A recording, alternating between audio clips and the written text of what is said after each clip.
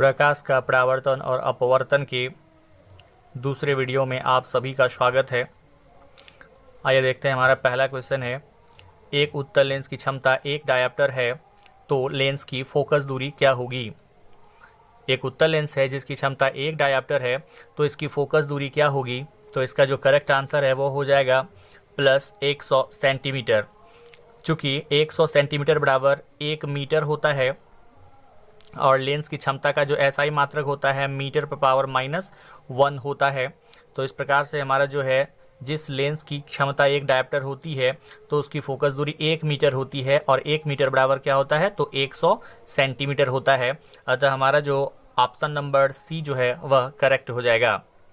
अगला क्वेश्चन है हमारा दूसरा क्वेश्चन, निम्नलिखित में से किस रंग का अपवर्तनांक अधिक होता है।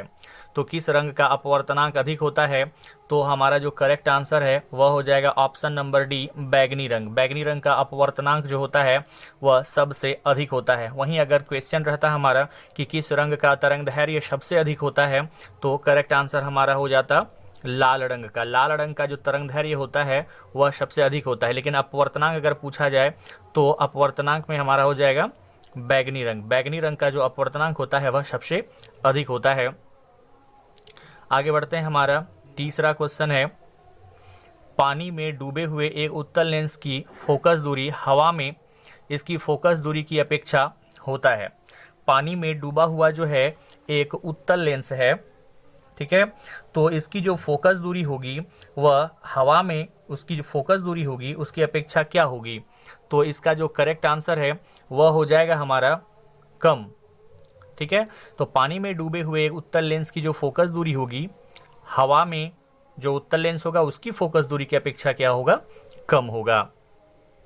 आगे बढ़ते हैं, हमारा अगला क्वेश्चन है, चौथा क्वेश्चन, प्रकाश का वेग न्यूनतम होता है। तो प्रकाश का जो वेग होता है वह न्यूनतम अर्थात सबसे कम जो है किस में होगा। तो यहाँ हमारा ऑप्शन में है निर्वात, जल, वायु और कांच में। तो हमारा ऑप्शन जो है डी बिल्कुल करेक्ट हो जाएगा। चूँकि निर्वात में और वायु में जो है प्रकाश का वेग सर्वाधिक होता है 3 × 10⁸ मीटर प्रति सेकेंड या फिर 3 × 10⁵ किलोमीटर प्रति सेकेंड कह सकते हैं। परंतु कांच में जो होता है वायु का वेग 2 × 10⁸ मीटर पर सेकेंड होता है या फिर इसे हम कह सकते हैं 2 × 10⁵ किलोमीटर प्रति सेकंड होता है। तो सबसे कम जो है ऑप्शन के अनुसार हमारा जो है कांच में प्रकाश का वेग न्यूनतम होता है।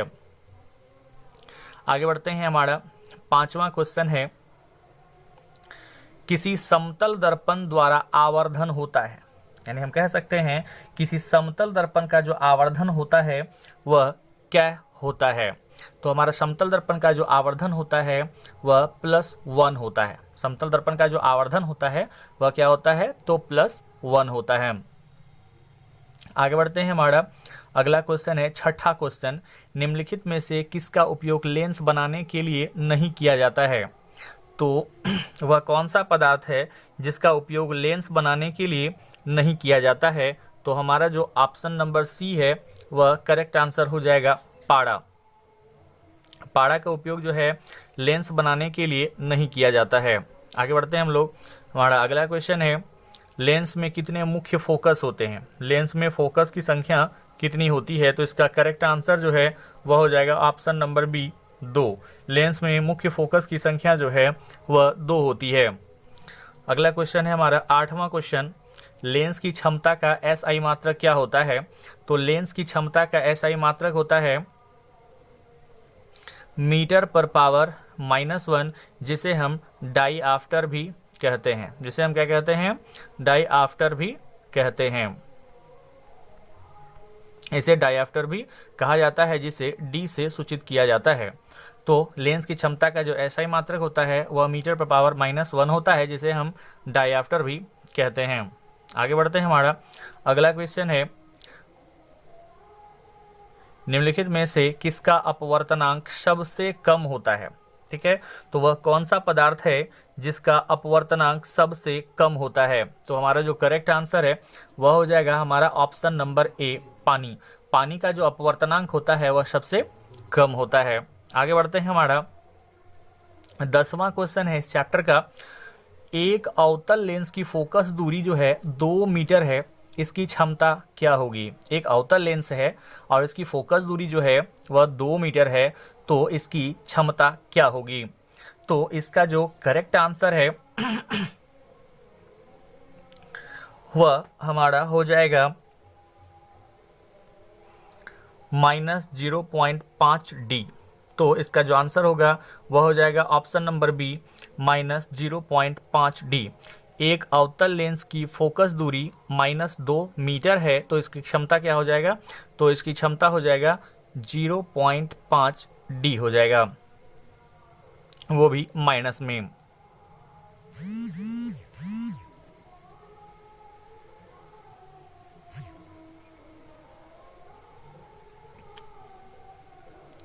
अगला क्वेश्चन है हमारा, एक अवतल लेंस की फोकस दूरी -2 मीटर है, इसकी क्षमता होगी।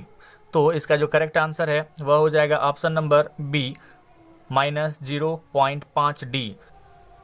अगला क्वेश्चन है 11वां क्वेश्चन।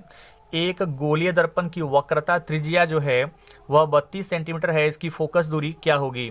तो इसका जो करेक्ट आंसर है वह हो जाएगा 16 सेंटीमीटर। चूंकि हम जानते हैं कि वक्रता त्रिज्या को r से डिनोट किया जाता है और r बराबर हमारा जो फैक्टर होता है वह होता है f/2f होता है। r बराबर क्या होता है, 2f होता है। तो हमें फोकस दूरी निकालना है, तो फोकस दूरी f बराबर हमारा क्या हो जाएगा, तो r/2 हो जाएगा, अर्थात 32 का 2 से भाग हो जाएगा, तो यह 16 बार में डिवाइड होता है। तो इस तरह से हमारा जो आंसर होगा वह हो जाता है हमारा 16 सेंटीमीटर। तो गोलीय दर्पण की वक्रता त्रिज्या जो है वह 32 सेंटीमीटर, तो उसकी फोकस दूरी जो है 16 सेंटीमीटर हो जाएगी अकॉर्डिंग टू रूल। आगे बढ़ते हैं हम लोग, हमारा 12वां क्वेश्चन है। एक अवतल दर्पण की फोकस दूरी 10 सेंटीमीटर है, इसकी वक्रता त्रिज्या क्या होगी। जैसा कि हमने अभी पिछले क्वेश्चन में बताया था कि हमारा जो फैक्टर होता है वह r=2f होता है। जैसा कि यहाँ पर हमें दिया हुआ है फोकस दूरी 10 सेंटीमीटर है, तो वक्रता त्रिज्या क्या होगी। तो वक्रता त्रिज्या को r से डिनोट करते हैं, 2 × f से होता है हमारा फोकस दूरी। फोकस दूरी 10 सेंटीमीटर दी हुई है, तो 10 को 2 से गुणा कर देंगे, तो गुणा करने पर हमारा आता है 20 सेंटीमीटर। तो हमारा जो वक्रता त्रिज्या होगा वह वक्रता त्रिज्या जो है 20 सेंटीमीटर हमारा हो जाएगा। तो ऑप्शन नंबर सी जो है हमारा करेक्ट आंसर है, 20 सेंटीमीटर। आगे बढ़ते हैं, हमारा 13वां क्वेश्चन है। एक प्रकाश किरण एक समतल दर्पण पर लंबवत आपतित होती है, परावर्तन कोण का मान होता है। एक समतल दर्पण है, इस तरह से हम एक समतल दर्पण लेते हैं। इस समतल दर्पण में एक प्रकाश को अगर हम इस तरह से गुजारते हैं समकोण पर, तो यहाँ प्रकाश इस तरह से आपतित होती है और पुनः इसी माध्यम से इसी दिशा में क्या होती है, परावर्तित हो जाती है। तो यहाँ पर बनने वाला जो कोण होता है वह 0 डिग्री होता है। तो इस प्रकार हम कह सकते हैं एक प्रकाश किरण एक समतल दर्पण पर लंबवत आपतित होती है, तो परावर्तन कोण का मान जो है वह 0 डिग्री होता है। क्योंकि यहाँ पर कोण क्रिएट नहीं हो पाता है, यह जैसे जाती है उसी दिशा में उसी स्थान से वापस लौट जाती है, अर्थात 0 डिग्री हमारा जो है करेक्ट आंसर हो जाएगा। आगे बढ़ते हैं, हमारा 14वां क्वेश्चन है। दो समांतर समतल दर्पण के बीच रखी गई वस्तु के सिद्धांतः कितने प्रतिबिंब बन सकते हैं। तो इसका जो करेक्ट आंसर है वो हो जाएगा अनंत। ऑप्शन नंबर डी जो है हमारा करेक्ट आंसर हो जाएगा। एक समतल दर्पण यहाँ हो और दूसरी समतल दर्पण यहाँ हो और बीच में यदि कोई वस्तु रखी जाती है तो इसका अनंत प्रतिबिंब बनेगा। कितने प्रतिबिंब बनेंगे, तो इसके अनंत प्रतिबिंब बनेंगे। आगे बढ़ते हैं हम लोग, 15वां क्वेश्चन हमारा है। यदि एक उत्तल लेंस की फोकस दूरी 0.5 मीटर हो तो उसकी क्षमता होगी। तो फोकस दूरी यहाँ पर दिया हुआ है, तो हमारा जो फैक्टर होता है वह हमारा P=1/f होता है। तो हमें फोकस दूरी दी हुई है, तो P for power of lens होता है में हमें दिया हुआ है। फोकस दूरी को पहले जो है हम क्या करते हैं, इस तरह से 1 मीटर में है या सेंटीमीटर में उसको चेंज करते हैं, और यहाँ हमारा 0.5 हमारा फोकस दूरी है। तो पॉइंट जैसे हम इसको हटाएंगे तो हमारा जो है 1 0 यहाँ पर और हमारा आ जाएगा, तो इसको 5 से डिवाइड करेंगे तो हमारा हो जाएगा 200 सेंटीमीटर। 200 सेंटीमीटर बराबर होता है हमारा 2 मीटर। तो इस प्रकार से हम कह सकते हैं इसकी जो क्षमता हो जाएगी +2 डायाफ्टर हो जाएगी। ऑप्शन नंबर सी जो है हमारा करेक्ट आंसर हो जाएगा, +2 डायाफ्टर हो जाएगा। आगे बढ़ते हैं हम लोग। हमारा अगला क्वेश्चन है, 16वां क्वेश्चन है, अवतल दर्पण की वक्रता त्रिज्या उसकी फोकस दूरी की होती है। तो कोई भी वक्रता त्रिज्या हो वह फोकस दूरी की आधी होती है दर्पण में, जिसे हम लोग f बराबर r/2 कहते हैं। क्या कहते हैं? तो f बराबर r/2 कहते हैं। f बराबर r/2, f से होता है हमारा फोकस दूरी, और यह जो फोकस दूरी होता है वह वक्रता त्रिज्या की आधी होती है। तो इस प्रकार से हम कह सकते हैं हमारा ऑप्शन नंबर ए जो है वह बिल्कुल सही है। अवतल दर्पण की वक्रता त्रिज्या फोकस दूरी की आधी होती है। आगे बढ़ते हैं। हमारा 17वां क्वेश्चन है, निम्नलिखित में से कौन किसी वस्तु का वास्तविक प्रतिबिंब बना सकता है? तो कौन जो है हमारा किसी वस्तु का वास्तविक प्रतिबिंब जो है वह बना सकता है? तो हमारा जो उत्तल लेंस है, उत्तल लेंस जो है किसी वस्तु का वास्तविक प्रतिबिंब बना सकता है। आगे बढ़ते हैं। हमारा 18वां क्वेश्चन है, किसी वस्तु का आवर्धित प्रतिबिंब निम्नलिखित में से किस दर्पण से बनता है? तो आवर्धित का अर्थ होता है बड़ा प्रतिबिंब। तो हमारा अवतल दर्पण एक ऐसा दर्पण है जो किसी भी वस्तु का आवर्धित प्रतिबिंब बना देता है। अतः हम कह सकते हैं कि इसीलिए इसका उपयोग जो है हजामती दर्पण के रूप में भी किया जाता है, क्योंकि छोटी छोटी दाढ़ी जो है वह बड़ी आकार में दिखाई देती है, जिसे आसानी से काट लिया जाता है। अर्थात अवतल दर्पण का उपयोग हजामती दर्पण के रूप में किया जाता है, क्योंकि वह किसी वस्तु का आवर्धित प्रतिबिंब बनाता है, अर्थात बड़ा प्रतिबिंब बनाता है। इसका मतलब है हमारा कि ऑप्शन नंबर बी हमारा करेक्ट आंसर हो जाएगा। आगे बढ़ते हैं हम लोग। 19वां क्वेश्चन है हमारा, निर्देशांक चिन्ह परिपाटी में सभी दूरियां मापी जाती है। तो ये जो हमारा निर्देशांक चिन्ह परिपाटी होता है,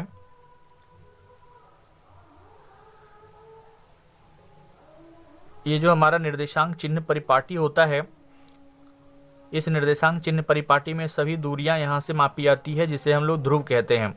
जिसे हम लोग क्या कहते हैं? ध्रुव कहते हैं। निर्देशांक चिन्ह परिपाटी में सभी दूरियां ध्रुवों से मापी जाती है।